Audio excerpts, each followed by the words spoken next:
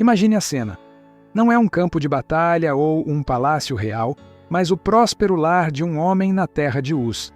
Seu nome é Jó, e ele é descrito como o maior de todos os homens do Oriente. Ele era rico, tinha uma grande família e uma reputação impecável. Mais importante, a Bíblia o descreve como um homem íntegro e reto, que temia a Deus e se desviava do mal. Sua vida era um testemunho vivo da bênção de Deus, um exemplo de justiça e piedade em uma época de idolatria.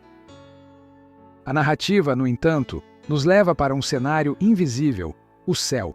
Ali, em um diálogo surpreendente, Deus e Satanás se encontram. Deus aponta para a integridade de Jó, mas Satanás, o acusador, contesta.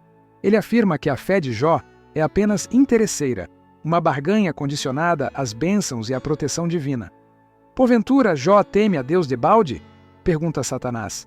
Não o tens cercado de bênçãos? O desafio de Satanás é um ataque direto à natureza da fé. Ele argumenta que se Deus remover as bênçãos, Jó amaldiçoará o seu Criador. Em sua soberania, Deus permite que Jó seja testado. Ele dá a Satanás permissão para tocar em tudo o que Jó possui, mas com um limite. O palco está montado para um drama cósmico, onde a fé de um único homem seria o centro de uma prova monumental. A primeira onda de calamidades atinge Jó de forma repentina e cruel. Um mensageiro após o outro chega com notícias devastadoras. Primeiro, os sabeus levam seus bois e jumentos e matam os seus servos.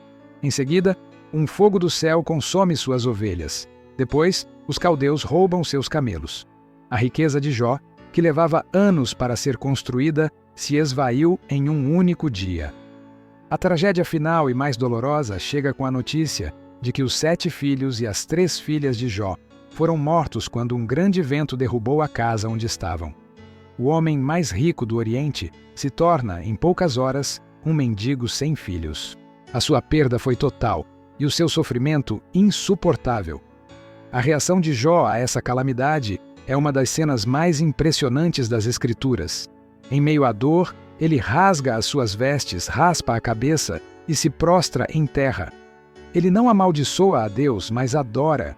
Ele declara a sua total dependência e aceitação da vontade de Deus. Nu saí do ventre de minha mãe, e nu para lá voltarei. O Senhor o deu, e o Senhor o tomou. Bendito seja o nome do Senhor. A sua fé não era uma barganha, era uma rendição total. No céu, a cena se repete. Satanás, não satisfeito com a derrota, insiste. Pele por pele, e tudo quanto o homem tem, dará pela sua vida. Ele argumenta que se o corpo de Jó for ferido, sua fé finalmente falhará. Deus, mais uma vez, concede a permissão para que Satanás o teste, mas com uma única condição. Ele não poderia tirar a vida de Jó. Jó, então, ferido com úlceras dolorosas da planta de seu pé até o alto de sua cabeça. Ele é forçado a sentar-se em cinzas, um lugar de luto, e a raspar suas feridas com um caco de cerâmica. O sofrimento físico se soma à perda emocional, e a sua dor se torna inimaginável. O seu corpo, antes um símbolo de prosperidade e saúde, agora estava coberto de feridas purulentas e dolorosas.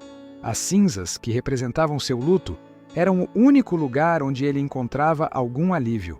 O homem que antes desfrutava do respeito de todos, agora era evitado e tratado como um leproso.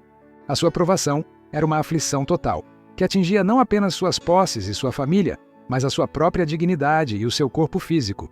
Em meio a essa provação, sua própria esposa, uma vítima da mesma tragédia, se desespera. Ela não consegue entender a fidelidade de Jó. Ela o confronta e diz a ele: ainda retens a tua integridade? Amaldiçoa a Deus e morre. Ela, que havia perdido tudo, não via sentido em continuar a servir a um Deus que parecia ter abandonado seu servo. Jó, em sua fidelidade, repreende a esposa. Sua resposta é um dos pilares da sua fé. Aceitaremos o bem de Deus e não o mal. Sua fé não era apenas para os dias bons. Ele estava disposto a aceitar o sofrimento com a mesma submissão que aceitava as bênçãos. A história avança com a chegada de 3 de seus amigos, Elifaz, Bildade e Zofar. Eles vêm para consolá-lo, mas ao vê-lo em tal estado de miséria, eles não o reconhecem. Eles se juntam a ele, sentando-se em silêncio por 7 dias e 7 noites. um ato de profunda empatia. No entanto, o silêncio é quebrado e o debate começa. Jó, em sua dor, amaldiçoa o dia de seu nascimento. Ele clama por uma resposta de Deus, desejando que seu sofrimento tivesse um fim. Seus amigos então entram na conversa, mas com a melhor das intenções, se tornam os seus acusadores. Eles argumentam que todo o sofrimento é uma consequência direta do pecado. Em seu limitado entendimento, eles insistem que Jó deve ter algum pecado oculto que justifica sua punição. A teologia dos amigos de Jó, embora baseada na tradição, falhava em capturar a complexidade da soberania de Deus. Eles operavam em um sistema de causa e efeito, onde a justiça de Deus exigia que os justos prosperassem e os ímpios sofressem. Para eles, o sofrimento de Jó só podia ser a prova de que ele não era tão justo quanto parecia. Esse moralismo sem misericórdia, longe de ser um conforto, se tornou mais uma fonte de dor para Jó, que defendia sua integridade e se sentia cada vez mais isolado em sua dor. Jó, por sua vez, defende sua inocência. Ele sabe que não pecou de forma a merecer tal calamidade. Ele questiona a justiça de Deus, mas não abandona a sua fé. A sua busca não era apenas por uma resposta, mas por um encontro com Deus, para que pudesse entender o porquê de tudo aquilo. A discussão entre Jó e seus amigos é um retrato da nossa própria busca por respostas.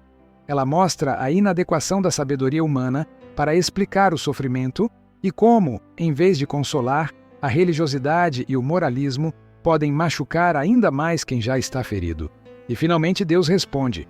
Ele não se manifesta para dar a Jó uma explicação para o sofrimento, mas para revelar a sua própria majestade.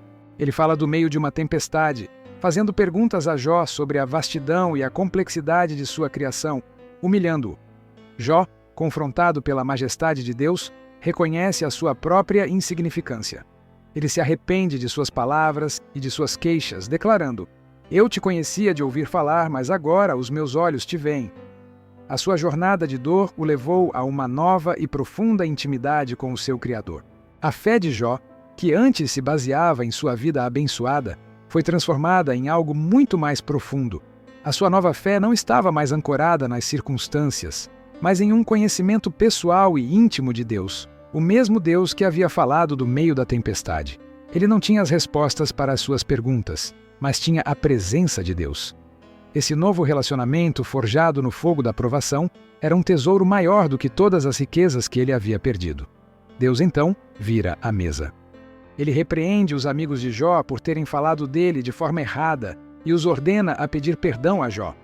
Ele os instrui a fazerem um sacrifício e Jó, o homem que havia sofrido, ora por eles.